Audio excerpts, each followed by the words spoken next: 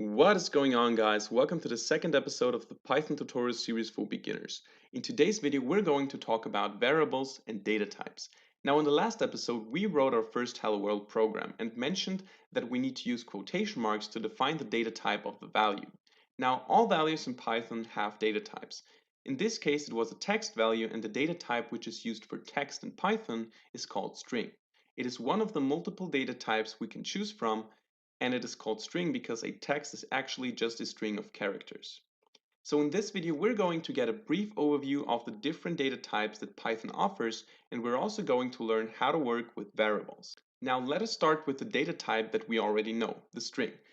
The string has the keyword str, and we're going to talk about the importance of these keywords later on in this video, but for now just know this string has the keyword str, and it always has to be surrounded by some kind of quotation marks. So we can use double quotation marks, we can use single quotation marks, and we can also use triple quotation marks if we want to define multi-line strings. So this would be a multi-line string over multiple lines, and then we close it again with a triple quotation. So this is basically our text data type. Now the next data type on our list is the integer, and an integer represents a whole number. So everything like 10 or 9 or also -3, everything that has no decimal places, that's just a whole number, either negative or positive, is an integer. So the basic number type, you could say.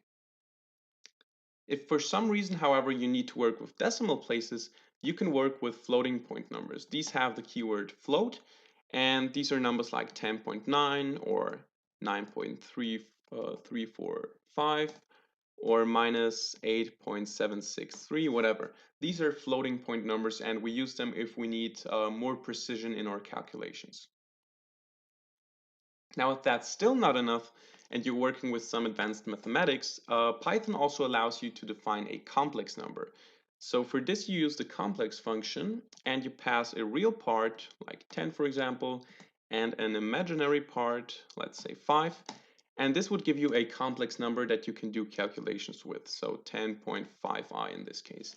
Now, if you don't know how complex numbers work, it doesn't matter because that's more into mathematics. It's not so much programming, so if you don't need it, just don't use it. So these are the number types, but there's also a special data type called Boolean. And the Boolean has the keyword bool, and it can only have one of two values. So it can either be true with a capital T or false with a capital F. And it's basically a binary type because it cannot be something in between. It has to be either 1 or 0, on or off, or true or false, and so on. We're going to use this data type a lot when it comes to conditions, if statements, and loops in future episodes. So these are the basic data types. Actually, we also have some sequences like lists and tuples and dictionaries and so on, but these are sequences and they will be the topic of future episodes, so we're going to skip them for now.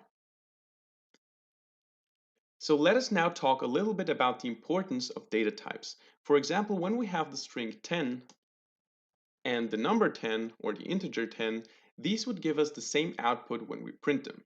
But they are very different and they behave differently as well. When we print the result of the strings 10 plus 10, for example, let's say 10 plus 10, we would get a different result than we would get when we print the integers 10 plus 10. So let us run the script.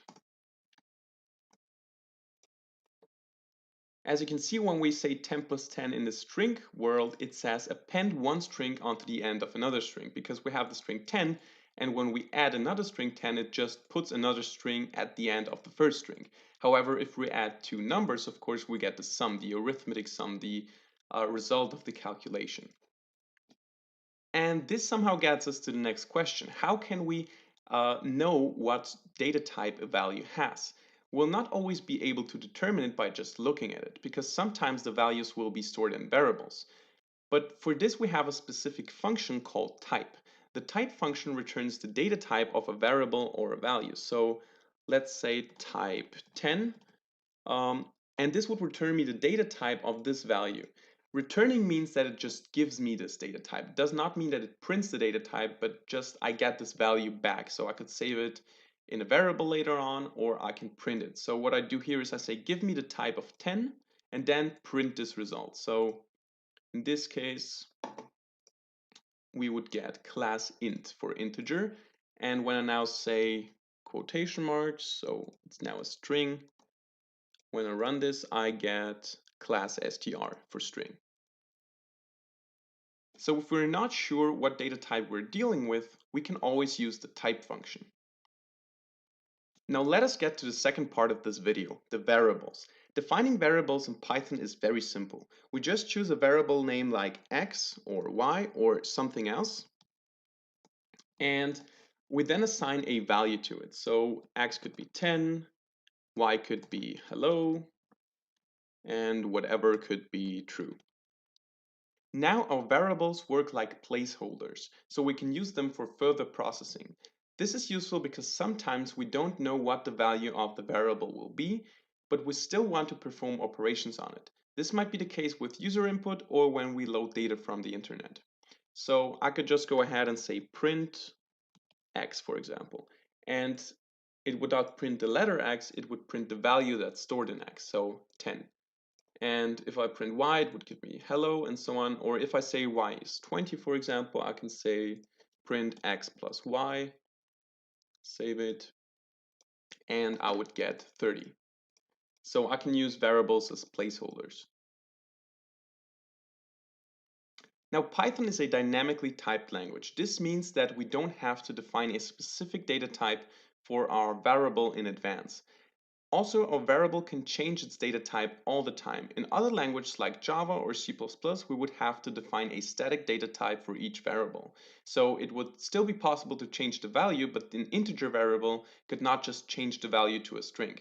In Python, this is possible. So we can say x equals 10, and it starts as an integer. Later on, I can say x equals some string, and then I can say x equals true, and it changes not only its value but also its data type. In other programming languages, or in most programming languages, this is not possible. I would have to say something like int x, and then I would have to stay in the integer realm. I would have to stay with this data type. So we're now getting to the last part of this video, which is about typecasting. Now imagine we have some user input that is of the data type string, but it actually contains a number and we want to do calculations with it.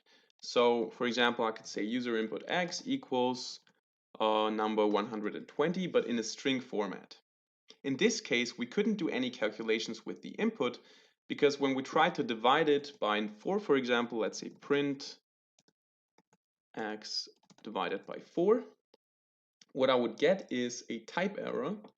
So as you can see, type error because I cannot just use this operator for division on strings and integers. So I have to have two integers here, or two floats, two number types basically.